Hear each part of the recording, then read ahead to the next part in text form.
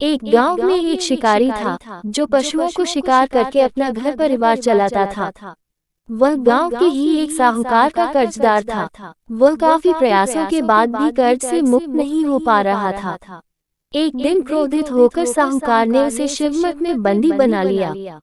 उस दिन शिवरात्रि थी। शिकारी उस दिन शिवरात्रि की कथा को सुना। शाम के समय में उसे साहूकार के सामने पेश किया गया तो शिकारी ने वचन दिया कि अगले दिन वह सभी कर्ज को चुकाकर मुक्त हो जाएगा।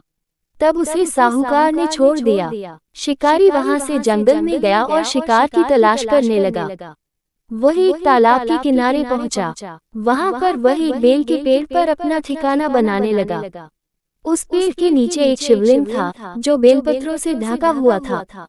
उसे इस बात की जानकारी न थी। बेल वृक्ष की टहनियों को तोड़कर वह नीचे फेंकता गया और बेलपत्र उस शिवलिंग पर गिरते गए। वह भूख प्यास व्याकुल था। अनजाने में उससे शिव पूजा हो गई। दोपहर तक वह भूखा ही रहा। रात में एक गर्भवती हिरन तालाब में पानी पीने आई। तभी शिकारी उसे मारने के लिए धनुष बाण तैयार कर लिया। उस हिरन ने कहा कि वह बच्चे को जन्म देने वाली है, तुम एक साथ दो हत्या न करो। बच्चे को जन्म देकर तुम्हारे पास आ जाऊंगी, तब तुम शिकार कर लेना। ये सुनकर शिकारी ने उसे जाने दिया। कुछ देर बाद एक और हिरन आई तो शिकारी उसका शिकार करने को तैयार हो गया। तभी उस हिरन ने कहा कि वह अभी ऋतु से मुक्त हुई है। वह अपने पति की तलाश कर रही है क्योंकि वह काम की वशीभूत है। वह जल्द ही पति से मिलने के बाद शिकार के लिए उपस्थित हो जाएगी। शिकारी ने उसे भी छोड़ दिया। देर रात एक हिरन अपने बच्चों के साथ उस तालाब के पास आए।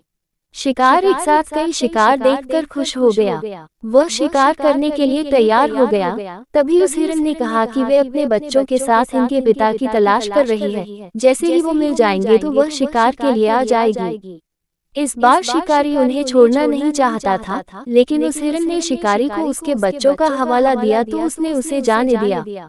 अब शिकारी बेल वृक्ष पर बैठकर बेलपत्र तोड़कर नीचे फेंकते जा रहा था। अब सुबह होने ही वाली थी। तभी वहां एक हिरन आया। शिकार उसे मारने के लिए तैयार था, लेकिन हिरन ने कहा कि इससे पहले 3 हिरन और उनके बच्चों को तुमने मारा है, तो उसे भी मार दो क्योंकि उनका वियोग सहन नहीं होगा।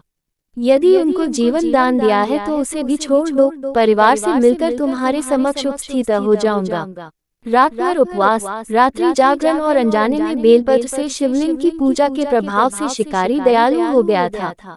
उसने हिरन को भी जाने दिया। उसके मन में भक्ति की भावना प्रकट हो गई और वो पुराने कर्मों को सोचकर पश्चाताप करने लगा। तभी उसने देखा कि हिरन का पूरा परिवार शिकार के लिए उसके पास आ गया।